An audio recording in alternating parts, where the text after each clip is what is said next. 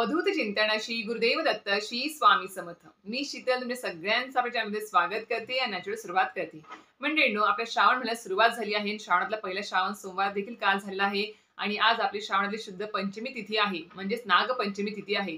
हा श्रावणातला पहिला आपला सण असतो. सर्व स्त्रियांसाठी, सर्व कुमारिकांसाठी, माहेर वाशिनीसाठी अत्यंत महत्त्वाचा आणि आनंदाचा आणि तेवढाच आपला मन प्रसन्न करून देणारा हा आपल्या सर्व स्त्रियांसाठी हा सण असतो. त्याचबरोबर नागदेवतेची मनोभावे श्रद्धेने एक भाऊ म्हणून आपण त्यांच्याकडे प्रार्थना करतो, पूजा अर्चा, नैवेद्य सर्व काही गोष्टी करत असतो.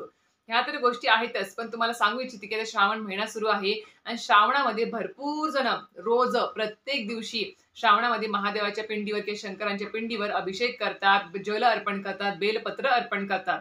पण मी तुम्हाला सांगू इच्छिते की 100 पैकी 90% लोक हे महादेवाच्या शंकरांच्या पिंडीवर जल अर्पण करताना किंवा बेलपत्र अर्पण करताना चुका करत असतात. खरंच सांगते मी तुला, खूप जणांच्यातून चुका होतात. घाई गडबडीमध्ये असेल किंवा अज्ञानामुळे असेल किंवा माहिती नसल्यामुळे असेल, पण नक्कीच ज्यांना माहिती आहे ते नक्कीच योग्य पद्धतीने महादेवाच्या किंवा शंकराच्या पिंडीवर जल आणि बेलपत्र अर्पण योग्य पद्धतीने करतात, जेणेकरून तुमची मनोकामना, जी काही इच्छापूर्ती असेल, मनोकामना असेल, ती सर्व काही पूर्ण होते आणि महादेवांचा आशीर्वाद देखील प्राप्त होतो. तर आजच्या व्हिडिओमध्ये तुम्हाला हेच सांगणार आहे की जे कोणी जण महादेवाच्या शंकराच्या पिंडीवर रोज जलाभिषेक करणार आहेत आता श्रावणामध्ये किंवा जेव्हा केव्हा तुम्ही महादेवाच्या शंकराच्या पिंडीवर तुम्ही जल अर्पण करता, बेलपत्र अर्पण करता, ते तुम्ही योग्य पद्धतीनेच करावं, चुकीच्या पद्धतीने करू नये. आणि योग्य पद्धत कशी आहे, काय आहे ते तुम्हाला आजच्या व्हिडिओ सांगणार आहे. नक्कीच व्हिडिओ पूर्ण बघा, स्किप न करता बघा, जेणेकरून तुम्हाला संपूर्ण माहिती व्यवस्थित कळेल. आणि हो, बेलपत्र आपल्याला केव्हा केव्हा आणि कोणत्या वारी तोडायचं असतं आणि तोडायचं नसतं हे पण मी तुम्हाला आजच्या व्हिडिओमध्ये सांगणार आहे. नक्कीच खरं सांगते, व्हिडिओ खूप महत्त्वपूर्ण आहे, शेवटपर्यंत बघा. तर मंडळींनो, तुम्हाला सांगितल्याप्रमाणे आपण बघा, श्रावण महिना सुरू झाला की आपण पहिल्या दिवसापासून कोणी कोणी कसं श्रावणातल्या प्रत्येक दिवशी पूर्ण श्रावण महिनाभर महादेवाच्या मंदिरात जातात, शंकरांच्या पिंडीवरती जल अर्पण करतात, बेलपत्र अर्पण करतात. कोणी कोणी घरामध्ये जी शिवपिंड आहे त्याच्यावरती देखील जल अर्पण करतात, अभिषेक करतात, बेलपत्र अर्पण करतात. कोणी कोणी फक्त श्रावण सोमवारीचा अभिषेक आणि बेलपत्र जल अर्पण करणे असेल ह्या गोष्टी करतात. तर सांगू इच्छिते मी तुम्हाला की यातल्या 100 पैकी 90% लोक जे आहेत ते गडबडीमध्ये का होईना किंवा चुकीच्या पद्धतीने का होईना नक्कीच ते जल आणि बेलपत्र अर्पण करतात. कारण आपणास सांगू इच्छिते मी, जे महादेवांचं किंवा पिंड आहे, जी शिवपिंड आहे, त्याच्यावरती फक्त महादेवांचं त्याच्यामध्ये स्थान आहे का, तर नाही, पूर्ण परिवाराचं स्थान त्या पिंडीवरती असतं. म्हणजेच त्यांच्यावरती जे आहे ते महादेवांचं स्थान तर आहे, सोबतच अशोक सुंदरीचं स्थान असतं, श्री गणेश जींचं स्थान असतं, कार्तिकेयांचं स्थान असतं, माता पार्वतीचं देखील स्थान असतं त्या पिंडीवरती. त्याच्यामुळे पूर्ण परिवारांचं 5 स्थानावर त्यांचं विराजमान ते असतात आणि पूर्ण परिवारांचं हे शिवपिंड तयार झालेली असते. त्याच्यामुळे फक्त महादेवाच्या आपण काय करतात बघा, खूप जण ज्यावेळेस मंदिरात जातात किंवा घरामध्ये लोटाभर पाणी घेतात आणि डायरेक्ट जिथे ती शिवपिंड आहे त्याच्यावरतीच भदाभदा पूर्ण पाणी असेल, दूध असेल, जे काही असेल ते अर्पण करतात आणि पूर्ण लोटा त्याच्यावरती अर्पण करून देतात आणि बस त्यांची पूजा झाली. आणि बेलपत्र पण आहे ते सगळेच्या सगळे घेतात, पूर्ण घेतात. आता खूप ठिकाणी पाहिलं मी, घेतात आणि पूर्ण त्या पिंडीवरती डायरेक्ट ते पालते घालतात, त्याच्यावरतीच पूर्ण ते भार त्याच्यावरती असतो. तर अशा पद्धतीने खूप जण ह्या चुका करतात. तर ही योग्य पद्धत नाही आहे. ठीक आहे, तुम्ही जिथे कुठे जातात मंदिरामध्ये म्हणजे दर्शनाला, तिथे खूप गर्दी असेल, गडबड असेल, तुम्ही गडबडीत करत असाल, पण खरं सांगते तुम्हाला, अशा ठिकाणी किंवा अशा मंदिरात जर तिथे गर्दी नसेल किंवा लवकर जा, किंवा घरामध्ये सुद्धा तुमच्या शिवपिंड आहेच की त्या शिवपिंडीवरती तुम्ही सुद्धा अशा पद्धतीने, म्हणजे जी योग्य पद्धत सांगणार आहे त्या पद्धतीने तुम्ही ते जल आणि बेलपत्र अर्पण करायचं आहे. आता सर्वप्रथम तुम्हाला सांगते, महादेवाची पिंड आहे बघा, जी काही गळती असते, तर ही पिंड असते, याच्यावरती ही पिंड असते आणि इकडे गळती असते बघा, ज्याला जलाधारी म्हणतात. जिथून पाणी वाहतं खाली, जे काही अभिषेक केलेलं पाणी असतं ते जलाधारीवरून ते पाणी खाली वाहतं, गळतीवरून. आणि कधी पण आपल्या देवघरामध्ये महादेवांची शिवपिंड ठेवताना ही कधीही जी काही उतरती, म्हणजे पाणी जिथून वाहतं, गळतं, ज्याला गळती म्हणतात किंवा तुम्ही जलाधारी म्हणतात, ते उत्तर दिशेलाच असावं त्याचं टोक. अशा पद्धतीने तुम्हाला ते देवघरात स्थापित करायचं असतं.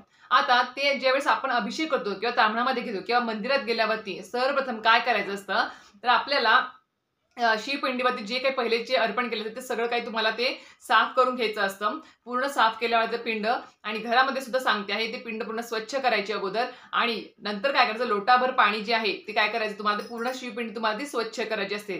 तर सर्वप्रथम काय असतं, जी काही जलाधारी आहे त्याच्या उजव्या बाजूला श्री गणेशजींचं स्थान असतं, त्याच्यावेळी तुम्हाला थोडंसं पाणी तिथे अर्पण करायचं असतं. पहिले गणपती बाप्पांचं प्रत्येक कार्यामध्ये प्रथम स्थान असतं, म्हणून तिथे तुम्हाला जलाधारीच्या जिथून पाणी गळते त्याच्या उजव्या बाजूला तुम्हाला तिथे पाणी अर्पण पहिल्यांदा करायचं आहे. दुसरी बाजू डाव्या बाजूला जी आहे ती म्हणजेच काय, षडानन कार्तिकेयांचे स्थान असतं, त्यांच्यावरती थोडंसं पाणी अर्पण करायचं आहे तुम्हाला. त्याच्यानंतर मध्यभागी गळतीच्या बरोबर मध्यभागी जिथे अशोक सुंदरीचं स्थान असतं, त्या अशोक सुंदरीवरती देखील तुम्हाला थोडंसं पाणी अर्पण करायचं आहे.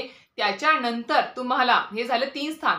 चौथं स्थान कोणतं, तर ज्याच्यावरती पिंड आहे, जी म्हणतात ना की बाय पूर्ण ती काय म्हणजे जी कटी भाग आहे, पिंडीचा कटी भाग जो आहे मध्यभागी ज्याच्यावरती पिंड उभी आहे, त्या कटी भाग म्हणजेच कोणता, माता पार्वतीचं स्थान असतं. त्याच्यावर तुम्हाला तिथे जल अर्पण करायचं असतं. हे झालं 4 स्थान. आणि त्याच्यानंतर पिंडीच्या पूर्णपणे गोल फिरवून तुम्हाला त्याच्यानंतर महादेवाच्या पिंडीवरती तुम्हाला पाणी म्हणजे जल अर्पण करायचं असतं. ही झाली योग्य पद्धत. अशा पद्धतीने तुम्हाला जलाभिषेक करायचा असतो. ही झाल्या 5 स्थानामध्ये तुम्हाला खरं सांगते जल अर्पण झालंच पाहिजे.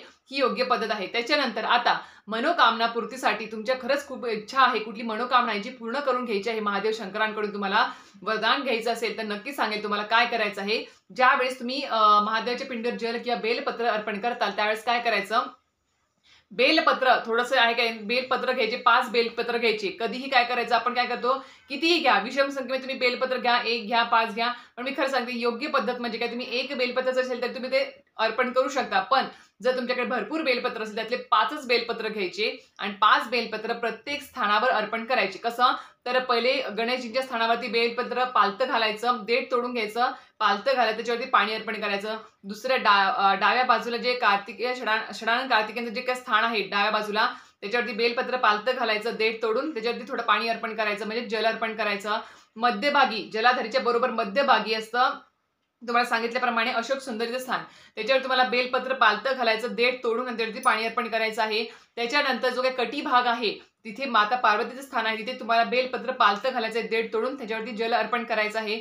आणि त्याच्यानंतर तुम्हाला नंतर आहे ते महादेवांचं स्थान आहे, जे सगळे पिंड, त्याच्यावर तुम्हाला बेलपत्र पालतं घालायचं आहे, देठ तोडून, आणि देठ तुमच्याकडे असावं आणि तुम्हाला त्याच्यावरती जल अर्पण करायचं आहे. अशा पद्धतीने योग्य पद्धत तुम्ही हे करा. आणि हो, अजून एक महत्त्वाची गोष्ट म्हणजे खूप जण काय करतात, हळद कुंकू महादेवाच्या पिंडीवर अर्पण करतात, तर ते योग्य पद्धत नाही आहे. महादेवांना म्हणतात ना किंवा वैराग्य असल्यामुळे त्यांना फक्त भस्म प्रिय आहे जास्त. तुम्ही त्यांना चंदन लावू शकता, भस्म लावू शकता, पण हळद कुंकू त्यांना अर्पण करता येत नाही. आणि अजून एक गोष्ट, जर तुम्हाला आयुष्यामध्ये उंचावरती जायचं आहे, प्रगतीकडे वाटचाल करायची असेल, तर महादेवाच्या पिंडीवरती तुम्हाला चंदन लावताना ते कशा लावायचं, 3 बोटाने लावायचं असतं. बघा, आपण भस्म सुद्धा 3 बोटाने घेतो आणि महादेवाच्या पिंडीवर 3दा असं 3 बोटाने लावतो आणि मग आपल्या 3 बोटांनी कपाळावरती लावतो. तर महादेवाच्या पिंडीवरती भस्म असेल किंवा चंदन टीका लावताना कधीही पहिले 2 बोटं जी आहेत ती पहिली लावून घ्यायची आणि तिसरं बोट नंतर लावायचं असतं आणि त्याच्यानंतर तिसऱ्या बोटाने रेष मध्यभागी वरती घ्यायची असते. हे झालं आपल्या आयुष्यामध्ये आपण वरती वाटचाल करणे. अशा पद्धतीने तुम्ही ते चंदन टीका तिथे लावायचं असतं किंवा भस्म लावायचं असतं. तेच योग्य पद्धत आहे, हळद कुंकू अर्पण करायचं नाही. तर तुम्हाला आता ही योग्य पद्धत कळाली असेल की आपल्याला महादेवाच्या शंकरांच्या पिंडीवर जल आणि बेलपत्र आणि चंदन टीका कसं योग्य पद्धतीने लावायचं आहे. बघा, आता एकच श्रावण सोमवार झालेला आहे. नक्कीच जर तुम्ही कुठल्या ह्या चुका करत असाल, चुका होत असेल, तर नक्कीच सुधारून घ्या. आणि आता यापुढे बेलपत्र किंवा जल अर्पण करताना किंवा चंदन टीका लावताना नक्कीच या अशा योग्य पद्धतीनेच लावा. आता सगळ्यात महत्त्वाचं म्हणजे श्रावणामध्ये किंवा इतर वेळेस सुद्धा भगवान शंकरांच्या पिंडीवर तुम्हाला बेलपत्र जर अर्पण करायचं असेल, आता तुमच्या घरामध्ये समजा बेलपत्राचं अंगणामध्ये झाड आहे बेलाचं किंवा रोप आहे गॅलरीमध्ये, आणि ते तुम्हाला समजा तोडायचं आहे किंवा तुम्हाला शंकराच्या पिंडीसाठी तोडायचं आहे, तर ते कधी कधी तोडायचं नाही ते तुम्हाला सांगते. सगळ्यात महत्त्वाचं, तर तुम्हाला सोमवारी ते बेलपत्र तोडायचं नाही आहे. पौर्णिमा, अमावास्या, चतुर्थी, चतुर्दशी जी असते ती त्या दिवशी, आणि सोबतच अष्टमी तिथीला तुम्हाला बेलपत्र हे तोडायचं नाही आहे. जर तुम्हाला त्या दिवशी आता सोमवारी पूजा करायची आहे, समजा भगवान शंकरांची तुम्हाला बेलपत्र अर्पण करायचं, तुम्ही रविवारीच आणून घ्या किंवा रविवारीच तोडून घ्या. जर तुमच्याकडे झाड असेल, तुम्ही विकत आणणार असाल त्या दिवशी सोमवारी वगैरे तर आणलं तर चालेल, फक्त तोडायचं नाही आहे त्या दिवशी. विकत जर तुम्ही त्या दिवशी आणलं, प्रत्येक दिवशी विकत आणून जर वाहिलं तरी चालेल. फक्त जर तुम्ही आपल्या स्वतःच्या अंगणातलं किंवा जे रोप आहे गॅलरीमध्ये ते तोडणार असाल, त्यातल्या झाडाचं जर पान तोडणार असाल, तर ते नक्कीच सोमवारी, अष्टमी, चतुर्दशी, पौर्णिमा, अमावस्या तिथीला तुम्हाला ते बेलपत्र तोडता येत नाही. तोडू पण नाही, नक्कीच तोडू नये. इतर दिवशी तुम्ही ते तोडून वाहिलं तरी चालेल, पण या दिवशी नक्कीच तोडायचं नाही आहे तोडून.